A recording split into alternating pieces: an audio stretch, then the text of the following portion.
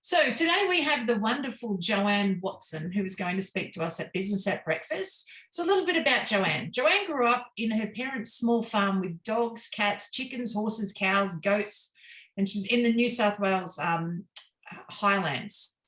She gained a Bachelor of Science at ANU in Canberra and then worked in the public service. After growing tired of living in suburbia, Jo moved back to rural New South Wales, down in Bega, and worked for Australia's largest cheese company before having another career change, becoming a pillar practitioner. She has worked in many different industries, the public service and the private industry, employment and training, health, education, social security, farm services, pet care, food and beverage industry, as well as the wellness industry. Oh my God, you've had as many jobs as me, Joanne. Right. During all of this time, Jo has worked and lived in and around animals. She's felt that the highs of having highly trained animals perform and win at agricultural shows, including the Sydney Royal Easter Show, as well as the lows of animals behaving badly, being a nuisance to their family, neighbourhood, and generally being a source of disruption and bad behaviour. It almost sounds like my Terry on different days. On other days, he's absolutely wonderful. All right. In 2015, she found out about the Pillar Code and the wonderful changes it can have in the lives and well-being of people before deciding to train and become a pillar practitioner. It was during this time that Jo realised that the wonderful changes the Pillar Code can also have in the lives and well-being of animals and pets too, and she decided to follow her heart and help animals and their people to live their best lives. Jo firmly believes that if your animal is not behaving how you would like it to, then the Pillar Code program brings harmony back into your life and the partnership with your animal or pet. All right, with that, Jo, you have up to 8 minutes. And if you're faster than that, that's okay, because we'll have more time for questions. So I'll just set a timer, and I just do this at the 8-minute mark. I don't do anything to interrupt, really. Thank you. With that, you take it away. Thanks, Misty. Hi, everyone. I'm Joanne Watson from Karmanimals Australia, and I fix naughty pets, like those who pee on the carpet, those who bark a lot, those who want your attention whilst you're trying to work, and fearful animals that are a danger to themselves, to you, and to others. I do this through the Pillar program, and it costs $3,000. I believe in fixing naughty pets because I've had dogs and cats that pee on the carpet, and it just drives you crazy. It's so much work to clean it up, get the area dry and deodorize the area so that the little darling doesn't think it's the new toileting spot. I've had yappy barking dogs. They hurt your head. You can't concentrate.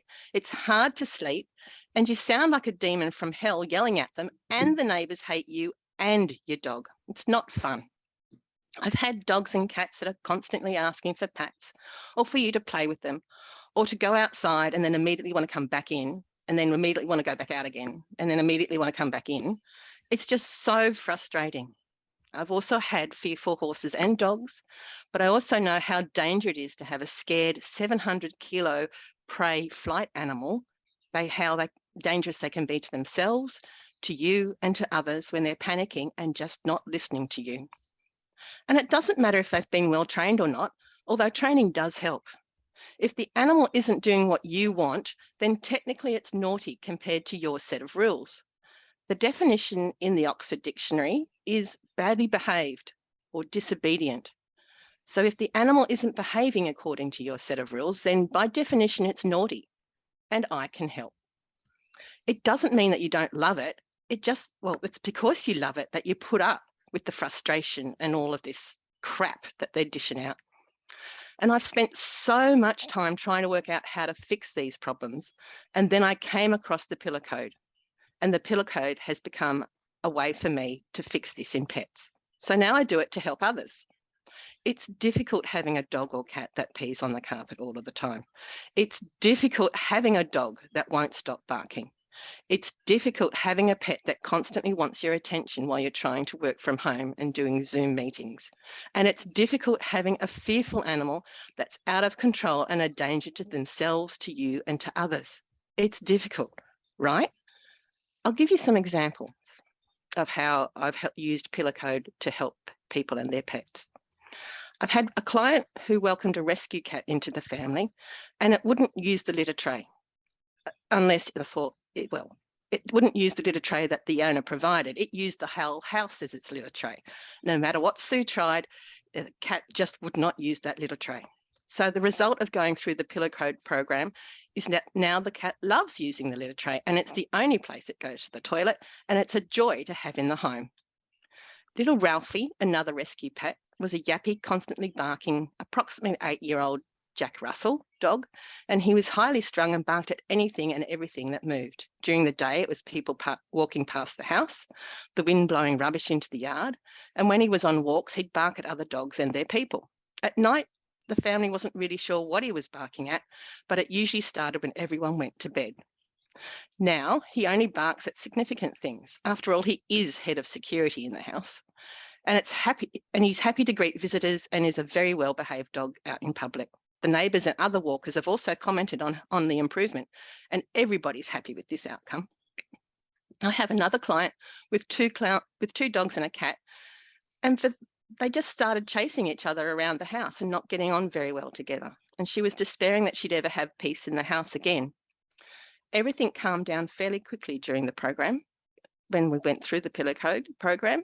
And about 6 weeks after the last session, Felicity sent me a photo of the 3 pets all lying on a mat in front of the open fire. And she said that this was to prove that the long-lasting effects of the program could be felt forever. And that was 3 years ago, and they're still happily cohabitating. On a personal level, my horse, Speedy, he's an ex-racehorse. He's nervous in new surroundings. He hates it when it's windy and always is looking into the distance and not listening to his rider, i.e. me. And small things like picking a stick up off the ground or a leaf falling out of a tree caused a huge reaction, and he was very hard to train because of this, as his retention of the training was minimal. We went through the Pillar Code program together, and I now have a horse that is way more relaxed. He listens to me as the rider. He remembers the training and is really easy to train because of this. And now he's such a lovely, gentle, easy ride. It's just absolutely wonderful. So the Pillar program. It's a 12-week program, and this can't be shortened or fast-tracked. Payment terms are cash, credit card, or even bank transfer of $30,000 upfront, or you can use Zip Money and you can pay it off weekly, fortnightly, monthly, whatever suits you. To sign up, you just say that you want it and we fill out the form, and we can start as soon as the next day. We can't do it through a link. You have to talk to me directly. And we meet either face-to-face or online, although these days it's usually online, and it can be with or without your pet. It's kind of like a surrogate thing. I talk to you and it helps your pet. Sometimes I have people say, I really do want the help, but I'm not sure that I need 12 weeks with my pet. I'm not sure that the problem is that big. For these situations, we start with my 2-week 3-session program for $375. It's a great lead in, and if it turns out that after 3 sessions more is needed, then we just move on into the 12-week program. If everything's been sorted, great, that's really wonderful. So if you are, or if anyone you know is, having difficulties with your pet's behaviour, then get in touch. I'd love to hear from you. My details are all in the chat, or you could put hashtag pets in the chat and then I'll contact you and we'll have a chat and we'll see what I can do to help. Thank you for listening. Unmute myself so you can hear. Thanks, Joanne. Awesome presentation. Winnie, I saw you snuck in. Welcome. Questions for Joanne, please.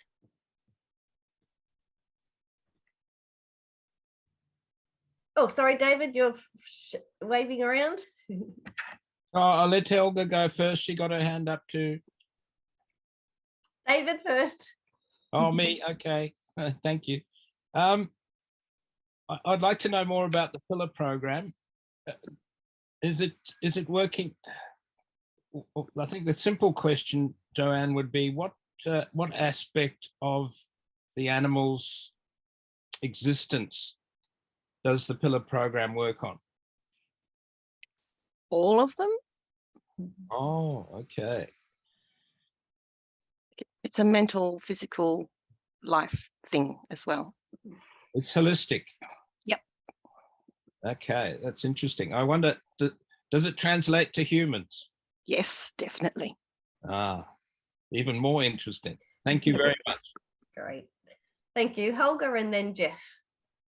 Yeah, thank you. Yeah, Joanne, really lovely to hear more about what you do. You know, I see you each week or regularly, and I haven't really understood what Karmanimals is about. So thank you. Whereabouts are you based, firstly? I live in Bega, but Oh. because of the internet, I can be anywhere. Sorry, yes. Okay, and the other thing is, I was wondering, what would that look like from the outside, like from a pet owner's point of view of, you know, when you're actually working with an animal? It just looks like a chat. Uh-huh. So we just have a discussion about the problem, and we do what the program is, and it just looks like a chat. Lovely, thank you. Thanks, Jeff. Okay, great presentation, Joanne. A couple questions though. One, what is your best market? Is the horse market, or as far as who do you want for referral partners or be referred to in that area? And second, do you have some before and after videos of when they brought a pet in, and this was the current condition, then you brought them to X position? I'll answer them in reverse order. No, I don't have the videos. I have that as what I'll be doing in the future, and I'll get those together. And now I've forgotten the first question. Sorry. No, it's the horse market. Horses. Oh, yeah. What's the best market for you? Really, any animal at all. If someone's having a problem with their pet, that's great. It can be, the horse market is a good market. I've mainly been dealing with dogs and cats, but I can also deal with farmers and their dairy herds, or a show jumper and their string of show jumping horses if they're not performing at their best. So any performance animal or primary producer or pet. Awesome. Thank you. Andrea. Yes, thank you very much, Joanne, for your presentation. Really loved it. I have a question. My son has a little noodle, and she's 3 years old now, and has kind of anxiety when she meets people or other dogs. Is there something you do about that as well?